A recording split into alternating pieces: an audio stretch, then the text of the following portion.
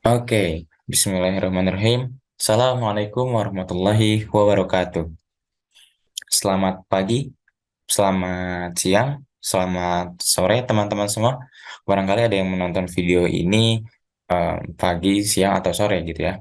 Tapi ya harapan saya, teman-teman bisa membuka video ini saat jam pelajaran matematika gitu. Karena kita sedang melaksanakan BDR ya, atau belajar di rumah, jadi kita harus tetap melaksanakan pembelajaran. Dan video ini merupakan salah satu kegiatan pembelajaran kita. Nanti eh, di dalamnya terdapat soal-soal latihan yang harus teman-teman kerjakan gitu. Nah, sebelum kita mulai, em, saya mau mengucapkan terima kasih banyak kepada teman-teman yang sudah membuka video ini. Apresiasi bagi saya ya, karena saya juga ketika masa sekolah belum tentu gitu ya membuka video ini tepat waktu gitu. Paling nanti dientar-entarin, ditunda-tunda gitu. Bagi teman-teman yang membuka video ini tepat waktu, selamat. Saya apresiasi sekali lagi. Tandanya teman-teman memiliki tanggung jawab dan keinginan belajar yang tinggi gitu. Dan itu adalah merupakan salah satu karakter bagus gitu, karakter yang sangat baik. Jadi saya apresiasi, terima kasih, dan saya harap teman-teman bisa menonton video ini secara full gitu ya. Insya Allah durasinya tidak akan lama, tapi kalau teman-teman menonton video ini secara full, itu insya Allah akan mendapatkan materi matematika yang seru gitu ya, yang insya Allah dapat dipahami. Oke, nanti jika di tengah-tengah video ada yang masih belum paham, dapat menghubungi saya untuk bertanya lebih lanjut terkait materinya. Gitu. Oke, langsung saja kita mulai. Tapi sebelum kita mulai, saya ada sebuah quotes gitu ya. Belajar untuk tumbuh. Setiap orang tentu ingin bertumbuh gitu ya. Namun ketika belajar, ada yang melenceng gitu. Belajar itu untuk berkembang, belajar itu untuk bertumbuh. Tetapi kebanyakan dari kita ada yang belajar hanya untuk mencari nilai. Ada yang belajar hanya karena permintaan orang lain gitu. Karena permintaan orang tua gitu. Itu nggak jadi masalah. Belajar karena permintaan orang tua dan kita penuhi itu juga tidak jadi masalah. Tetapi yang paling penting adalah kesadaran dari diri kita. Bahwasanya belajar itu untuk bertumbuh gitu ya. Bertumbuh seperti apa? Bertumbuh dari satu hal ke hal yang lebih baik gitu. Setidaknya kita ada peningkatan. Coba deh peningkatannya setiap harinya minimal 1% saja. Atau setiap mata pelajaran itu setiap masuk kelas kita seenggaknya belajar, bertumbuh. Seenggaknya 1% aja saat itu hari itu di kelas gitu. Untuk persen-persen lainnya bisa kita latih di latihan soal dan berbagai macam gitu. Saya selalu menekankan setiap orang punya kelebihan dan kekurangan masing-masing, tapi saya berharap teman-teman bisa bertumbuh dengan belajar matematika. Bukan karena nilai, ataupun bukan karena tuntutan dari orang lain gitu, tapi bangun kesadaran diri bahwasanya matematika itu penting, paling tidak untuk nanti melanjutkan jenjang karir, karena banyak tes-tes yang menggunakan matematika ya. Oke, materi yang pertama pada kesempatan kali ini adalah menentukan jenis segitiga. Nah, kita selalu tahu ya, di sini kita memiliki punya segitiga Pitagoras, gitu ya. Di sini kita memiliki segitiga Pitagoras A, B, C, gitu. Nah, kita ulangi nih.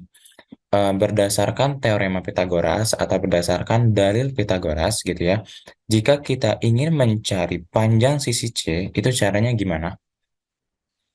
Ingat ya, sisi, maaf, sisi AC ya, maksudnya sisi AC adalah sisi miring gitu. Berdasarkan dalil atau teorema Pitagoras, kita dapat menemukan panjang AC itu bagaimana? Betul. Panjang AC dapat kita cari dengan cara AC kuadrat itu sama dengan AB kuadrat ditambah BC kuadrat. Nah, sekarang perhatikan di sini kita memiliki sudut A gitu ya. Di sini kita memiliki sudut A dan sudut atau sisi yang ada di hadapan sudut A itu biasanya kita tulis dengan sisi A gitu. Jadi boleh dibaca ini sisi BC atau boleh dibaca ini sisi A gitu. Nah, begitu juga dengan sudut B. Sisi yang ada di hadapan sudut B itu kita beri nama sisi B gitu. Dan juga sudut C. Sisi yang ada di hadapan sudut C gitu ya. Berarti sisi ini itu kita beri nama sisi C gitu. Sehingga kalau kita ingin mencari AC kuadrat, itu kan sama dengan AC kuadrat itu kan sisi miring ya. AB kuadrat ditambah BC kuadrat. Nah, sekarang kalau misalnya itu kan kita bacanya dari AB, BC, CA ya, atau AC gitu kan. AC kuadrat sama dengan AB kuadrat tambah BC kuadrat.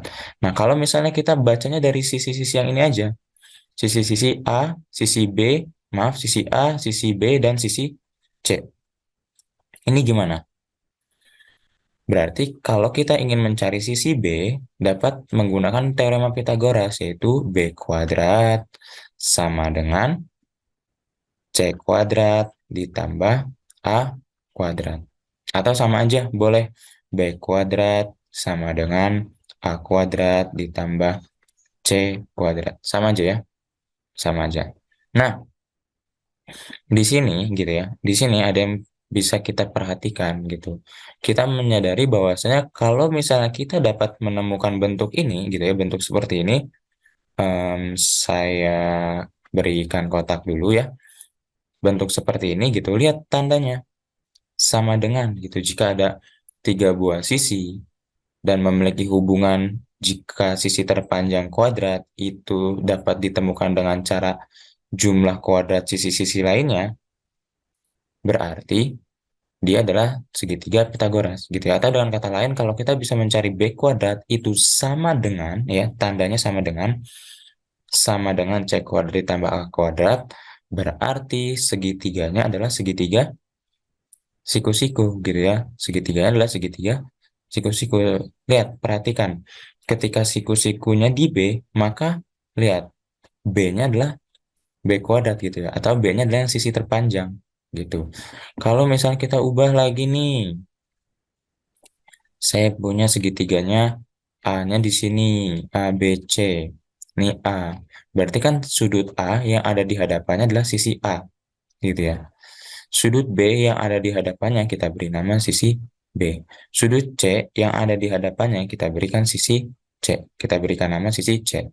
Nah, berarti di sini kan A-nya yang terpanjang ya. Berarti kita dapat mencari A kuadrat sama dengan B kuadrat ditambah C kuadrat gitu. Nah, ini juga merupakan segitiga siku-siku. Kenapa? Karena di sini tandanya sama dengan. Siku-sikunya di sudut apa? Siku-sikunya di sudut A, gitu ya. Karena sisi terpanjang adalah sisi A, gitu. Kita dapat melihat kalau misalnya bentuknya seperti ini, yang ditanya adalah A kuadrat atau yang dicari adalah kuadrat, maka segitiga itu siku-siku di sudut A. Atau lainnya. Misal,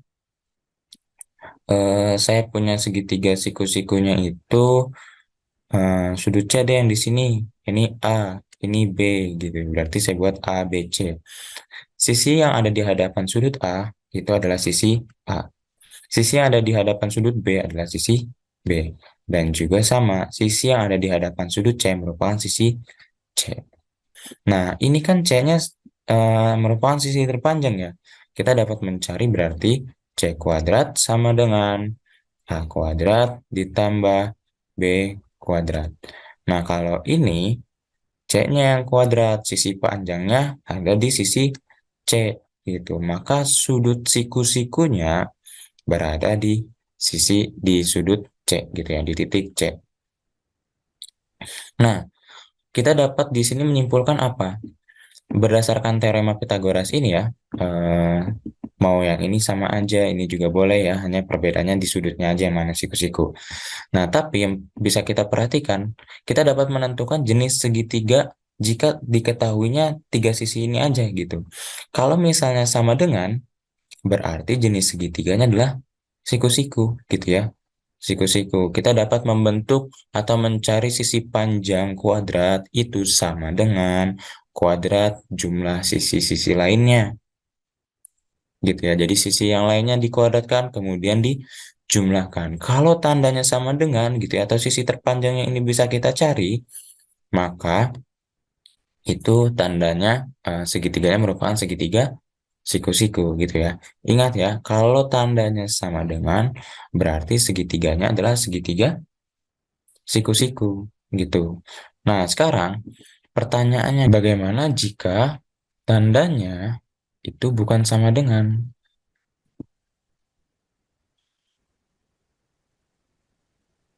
Misal, kalau tandanya bukan sama dengan itu berarti bisa lebih besar atau bisa lebih kecil gitu ya. Nah, jika tandanya lebih besar, misal kita berarti punya gini, A kuadrat lebih besar dari B kuadrat ditambah C kuadrat gitu. Atau kalau lebih kecil berarti kita punya gini tandanya, A kuadrat kurang dari B kuadrat ditambah C kuadrat gitu. Nah, kalau berdasarkan slide sebelumnya, kita kan punya segitiga gini ya. Segitiga siku-sikunya di A misal gitu ya, A, B, C gitu. Ini kan hubungannya adalah A kuadrat sama dengan B kuadrat ditambah C kuadrat gitu ya. Sisi yang berada di hadapan titik sudut A merupakan sisi A, sisi yang berada di hadapan titik sudut B merupakan sisi B, dan sisi yang berada di hadapan titik sudut C merupakan sisi C. Nah, hubungannya kita dapat mencari panjang dari sisi miring atau A itu adalah A kuadrat sama dengan B kuadrat ditambah C kuadrat gitu. Jadi kalau ini dikuadratkan, sisi ini juga dikuadratkan gitu ya, jadi lebih panjang kan. Maka jika kita tambahkan gitu, jika kita tambahkan gabungkan sisi ini menjadi sisi panjang kuadrat gitu ya, sisi miring kuadrat gitu. Jika kita tambahkan nanti sama gitu ya. Mungkin ilustrasinya seperti ini. Nah, ini adalah sisi A kuadrat gitu. Kemudian ini adalah sisi B jika telah dikuadratkan, terus ini adalah sisi C jika dikuadratkan gitu ya. Mereka berhubungan di sini gitu. Dan ternyata panjangnya sama gitu. Kalau panjangnya sama gitu ya, kalau panjangnya sama setelah dikuadratkan, maka kita dapat membentuk segitiganya menjadi segitiga siku-siku gitu. Segitiga siku-siku di sini gitu ya. Itu mungkin untuk ilustrasi panjangnya gitu. Nah, gimana kalau kondisinya dia itu lebih besar atau lebih kecil gitu. Nah, kondisinya jika lebih besar, maka segitiga yang dihasilkan adalah segitiga tumpul gitu. Nah, jika kondisinya lebih kecil gitu ya, jika kondisinya lebih kecil itu yang dihasilkan adalah segitiga lancip gitu. Jadi berdasarkan jenis segitiga dari sudutnya itu bisa diketahui bahwasanya itu adalah segitiga tumpul, segitiga lancip atau segitiga siku-siku gitu ya. Jadi bisa kita lihat dari hubungan sisi kuadrat yang dibentuknya apakah dia sama dengan atau lebih kecil gitu atau lebih besar gitu ya. Nanti dapat ditemukan jenis segitiganya. Nah, untuk gambar segitiga tumpul dan segitiga lancip seperti apa sih? Nah, di sini saya ada gambarnya. Nah, sekarang perhatikan sudut C-nya ya. Perhatikan sudut C-nya. Ingat, kalau sudutnya itu kurang dari 90 derajat, dikatakan segitiga lancip. Maksudnya dikatakan sudut lancip gitu ya. Jika sudutnya lebih besar dari 90 derajat, maka dikatakan sudut tumpul gitu. Nah, sekarang perhatikan. Di sini bacanya dibalik ya. Dibalik gitu ya. Di sini bacanya C kuadrat kurang dari A kuadrat ditambah B kuadrat. Nah, berarti ini adalah segitiga apa kalau kurang dari? Segitiga lancip gitu ya. Ini dibacanya dari kanan ya. Dari kanan. Karena kalau saya ini kan bacanya dari kiri ya. Karena untuk lebih mudah aja. Jika lebih kecil maka dia lancip. Jika lebih besar maka dia tukul gitu. Karena kebayang sudutnya kalau lancip itu kan dia lebih sempit ya atau lebih kecil. Kita kalau lebih besar tuh berarti dia lebih luas gitu atau lebih besar. Nah, kalau di gambar ini dia dibacanya dari kanon ya, C kuadrat lebih kecil dari A kuadrat ditambah B kuadrat. Ini juga sama kalau yang tumpul, C kuadrat lebih besar dari A kuadrat ditambah B kuadrat. Gitu ya. Ingat, intinya kalau lebih besar dia merupakan segitiga tumpul, kalau lebih kecil dia merupakan segitiga lancip, kalau sama dengan dia segitiga siku-siku gitu ya. Kalau yang ini kan gambar dua adalah segitiga siku-siku gitu. Oke, selanjutnya ada contoh soal. Suatu segitiga dengan panjang ketiga sisi-sisinya berturut adalah 17 cm, 25 cm, dan 38 cm. Apakah segitiga tersebut segitiga siku-siku? Gitu ya. Oke, caranya untuk menjawab soal ini, berarti kan kita di sini punya segitiga 17 sisi-sisinya ya, 17, 25, dan 38. Oke, jika kita perhatikan, kalau kita berpacuan pada segitiga siku-siku, sisi terpanjang itu merupakan sisi miring atau sisi A gitu. Sehingga A itu selalu sisi miring itu merupakan sisi terpanjang dari ketiga sisi yang diberikan gitu. Nah, di sini kita memiliki 38 adalah sisi terpanjang gitu ya. Nah, sekarang apakah 38 kuadrat itu sama dengan gitu ya dari 17 kuadrat ditambah 25 kuadrat gitu ya. Nah, apakah 38 kuadrat itu sama dengan dari 17 kuadrat tambah 25 kuadrat? Oke, kita hitung satu-satu. 38 kuadrat kan artinya 38 kali 38. 8 kali 8, 64. Berarti sini tulis 4, nyimpan 6. 8 kali 3, 24. Tambah 6, berarti 30. 3 kali 8 itu 24. Berarti nyimpan 2 di sini gitu ya. 3 kali 3 itu 9, tambah 2 yaitu 11. Berarti 38 kali 38 adalah 4, 4, 4, 1 gitu ya. Angkanya lumayan cantik ya, 1444. Nah, berarti ini adalah 1444 gitu. Apakah dapat dibentuk dari 17 kuadrat ditambah 25 kuadrat? Nah, saya tahu ya kalau 25 kuadrat itu kan adalah berapa? 6, 2, 5. Pokoknya bilangan kuadrat yang sampai 25, usahakan teman-teman hafalkan gitu ya. Jadi supaya tidak kesulitan. Kalau misalnya 17 kuadrat, ada yang tahu? Betul, yaitu 289 gitu ya. Nah, coba kalau nggak percaya nanti dicek aja ya. Sekarang, kita jumlahkan ini. Gitu ya, kita jumlahkan ini. 289 ditambah 625. Berapa kira-kira? Yaitu 914. Sama nggak dengan 144, maaf, 1444? Enggak ya. Ternyata 1444 ini hubungannya adalah lebih besar dari 914. Gimana kalau hubungannya lebih besar? Gitu. Berarti kan kita dapat ya. Di sini berarti A kuadrat lebih besar. Ini kita anggap B kuadrat ditambah C kuadrat. Ingat, kalau hubungannya lebih besar apa? Segitiganya bukan segitiga siku-siku gitu ya. Apa segitiganya? Segitiga tumpul. Jadi jawabannya bukan segitiga siku-siku, tetapi merupakan segitiga tumpul gitu ya. Merupakan segitiga tumpul. Nah, itu cara menentukan jenis segitiga dari ketiga sisi yang diberikan. Paham ya?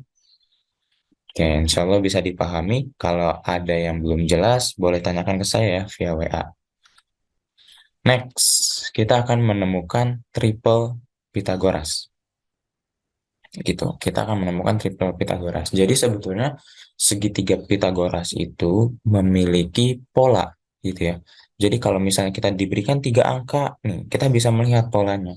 Oh, dia merupakan segitiga Pitagoras. Oh, dia merupakan bukan segitiga Pitagoras. Maksudnya bukan segitiga siku-siku gitu ya, karena kita menemukan triple Pitagoras gitu.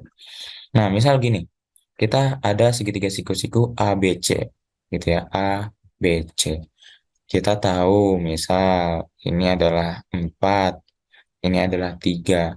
Gimana cara mencari sisi miringnya? Gitu ya, kan ini kan sudutnya siku-sikunya di B. Berarti sisi B itu bisa kita cari dengan B kuadrat sama dengan A kuadrat tambah C kuadrat. A-nya itu katanya kan 3 ya.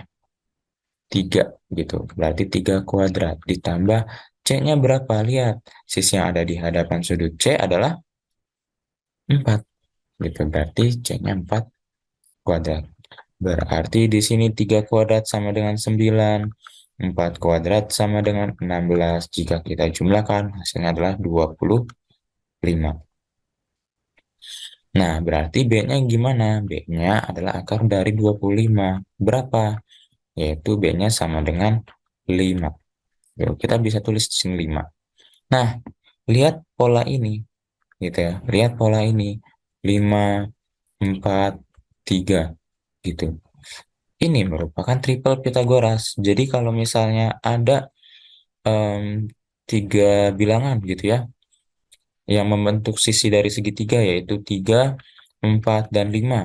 Ini pasti segitiganya siku-siku, gitu ya. Ini pasti segitiganya siku-siku, karena dia triple Pitagoras. Atau kita balik lagi, misal 5, 3, 4. Ini juga pasti siku-siku, gitu. Karena sisi terpanjangnya pasti 5. Atau misal kita ubah lagi susunannya, berarti menjadi 4, 5, 3. Ini juga pasti siku-siku, gitu ya. Polanya, kalau ada 3 bilangan, 3, 4, 5, mau diacak sebagaimanapun juga, pasti segitiganya merupakan segitiga siku-siku, gitu. Contoh lain, misal kita di sini punya segitiganya itu adalah 8, 6. Di sini berapa? Oke, kita cari. Misal A, B, C. Berarti B kuadrat sama dengan A kuadrat ditambah C kuadrat. A-nya yang mana? Sisi yang ada di hadapan titik sudut A merupakan sisi A. Berarti A-nya adalah 6. Kita kuadratkan. C-nya berapa? 8. Kita kuadratkan. 6 kuadrat adalah 36. 8 kuadrat adalah 64. Kita jumlahkan hasilnya 100. B-nya berapa? Berarti akar 100, yaitu 10. Nah, nilai B-nya 10. Nah, ini merupakan triple Pitagoras juga gitu ya. Polanya gitu. Polanya triple Pitagoras 6, 8, 10 gitu ya. 6, 8, 10 triple Pitagoras. Nah, ada hubungannya. Lihat kita kalikan. Sisi ini 4 kali 2 8. 3 kali 2 6. 5 kali 2 10 gitu ya. Jadi bilangan yang kelipatan ini pasti triple Pitagoras. Contoh, kalau ini kita kalikan 3, 4 kali 3, 12, 5 kali 3, 15, 3 kali 3, 9. Ini pasti triple Pitagoras. Gitu ya. Mau nanti dibentuk 9, 15, 12, ini juga pasti triple Pitagoras. Gitu. Pasti triple Pitagoras. Atau kita kalikan 5. Misal kita kalikan 5, berarti 20 ya. 4 kali 5 kan 20. 5 kali 5, 25. 3 kali 5 adalah 15. Ini juga pasti triple Pitagoras. Kalau nggak percaya silahkan dicek. Tapi selain kelipatan ini, ada lagi triple Pitagoras yang lainnya, gitu ya.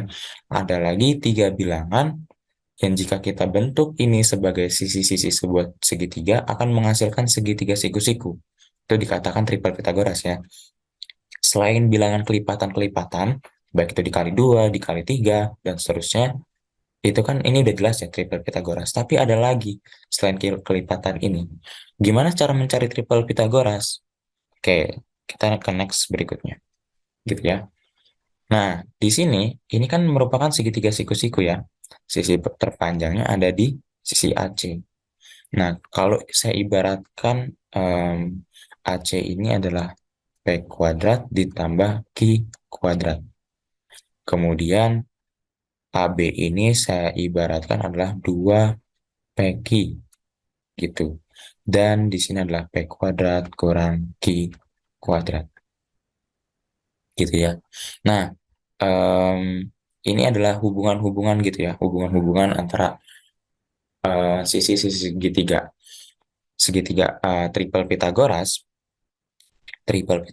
kita dapat mencarinya dengan ketiga hubungan ini gitu ya, yaitu 2 PQ, P kuadrat dikurang Q kuadrat, dan juga P kuadrat ditambah Q kuadrat gitu. Nah, sekarang ini adalah tugas teman-teman. Tugas yang pertama ya. Nah, tugas yang pertama, latihan yang pertama. Teman-teman lengkapi tabel berikut ini gitu. Untuk menemukan nanti triple Pythagorasnya. Tadi sudah saya contohkan triple Pythagoras 5, 3, 4 dan juga 10, 8, 6 ya, yang berdasarkan slide sebelumnya gitu. Saya akan mencontohkan terlebih dahulu. Di sini katanya diberikan dua bilangan asli P dan Q gitu ya. Jadi bilangan asli ini bisa berapapun gitu ya. Yang penting bilangannya positif dan bukan nol. Itu kan bilangan asli ya. P dan Q. Sedemikian sehingga kondisi P lebih besar dari Q dengan tujuan untuk menentukan tiga bilangan yang membentuk triple Pythagoras. Nah, ini ada bilangan P, ini ada bilangan Q. Katanya kondisinya P harus lebih besar dari Q. Ya udah, P-nya kita buat lebih besar dari Q. Misal 2, 3, 3, 4, 4 gitu. Q-nya kita buat. P-nya 2, Q-nya berarti mungkin berapa aja kalau dari bilangan asli? Ya mungkin adalah 1. Gitu ya. Terus P-nya 3. Yang lebih kecil dari 3 kalau bilangan asli itu ada berapa? Ada 1 dan juga 2. Jadi kita uji. Kalau P-nya 3, Q-nya 1 dan 2 kita uji. Kalau P-nya 4, Q-nya 1, 2, 3 kita uji. Kalau P-nya 5, berarti bilangan yang lebih kecil dari 5 berapa? 1, 2, 3, 4. Kita uji semua. Dan ini adalah tabel yang harus teman-teman lengkapi sebagai latihan pertama ya. Saya akan berikan contoh dulu. Misal P-nya 3, Q-nya 2. Berarti P kuadrat ditambah Q kuadrat. P-nya 3 dikuadratkan, ditambah Q-nya 2 dikuadratkan. Berarti kan ini 9 ditambah 4. Maka kita peroleh 13. Jadi P kuadrat ditambah Q kuadratnya adalah 13. Kemudian P kuadrat kurang Q kuadrat. Berarti kan 3 kuadrat P-nya dikurang Q-nya berapa tadi? 2 ya. 2 kuadrat gitu. Nah, ini sama dengan berapa sih gitu kan? Lihat 3 kuadrat itu 9, 2 kuadrat adalah 4. Oh, berarti ini sama dengan 5. Berarti P kuadrat dikurang Q kuadrat itu 5. Gitu. Kemudian 2PQ berarti kan 2 dikali P dikali Q. Artinya ya 2PQ itu berarti 2 dikali P-nya berapa? P-nya adalah tadi ya 3. Q-nya berapa? Q-nya tadi 2. Berarti 2 kali 3, 6. 6 kali 2 sama dengan 12. Gitu. Nah, berarti hubungannya gimana? Lihat sisi terpanjangnya. Sisi terpanjangnya adalah 13. Gitu ya, sisi terpanjangnya adalah 13. Berarti kita dapat mencari hubungannya 13 kuadrat sama dengan gimana? Sama dengan 5 kuadrat ditambah 12 kuadrat.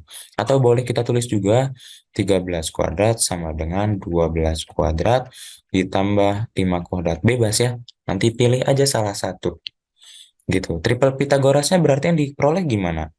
13, 5, dan juga 12. Atau kalau berdasarkan urutan ini berarti kan 13, 12, 5 gitu. Ini benar, ini juga benar. Gitu ya. Nah, ini cara mencari hubungan triple Pythagoras. Silakan tugasnya teman-teman kerjakan, berarti ada sebanyak berapa nih? 1, 2, 3, 4, 5, 6, 7 ya. Silakan teman-teman cari 7 triple Pythagoras sebagai latihan. Nah, materi kita sudah selesai. Gitu. Tadi ada latihan yang pertama menemukan triple Pythagoras dan ini ada latihan yang kedua. Gitu ya, atau tugas yang kedua. Silahkan kerjakan soal pada buku paket halaman 31 sampai 32 pada nomor 1A, 1C, 1F, dan 4 dan juga 8 ya. Silakan dikumpulkan pada link yang akan saya berikan nanti. Hanya sekian. Oh, di sini ada quotes. Jadi, matematika adalah ratu dari ilmu pengetahuan, kata Carl F. Gauss. Jadi, dia merupakan salah satu matematikawan terhebat nomor 3 ya. Enggak, 3 gitu ya. Salah satu matematikawan terhebat di dunia gitu ya. Ada 3 matematikawan terhebat di dunia. Salah satunya adalah Carl F. Gauss gitu. Dia mengatakan matematika adalah ratu dari ilmu pengetahuan. Maksudnya apa? Ilmu fisika itu dibangun dari ilmu matematika, biologi juga ada matematikanya. Kalau teman-teman pelajari nanti kimia banyak banget matematikanya, gitu ya. Jadi matematika sebagai fondasi dari ilmu pengetahuan yang lain. Bahkan ilmu akuntansi, ilmu sosial itu ada matematikanya. Oke. Dan sekian pembelajaran kita hari ini. Terima kasih buat teman-teman yang telah menonton sampai selesai. Jangan lupa dikerjakan dan semoga bermanfaat. Kurang lebihnya mohon maaf. Assalamualaikum warahmatullahi wabarakatuh.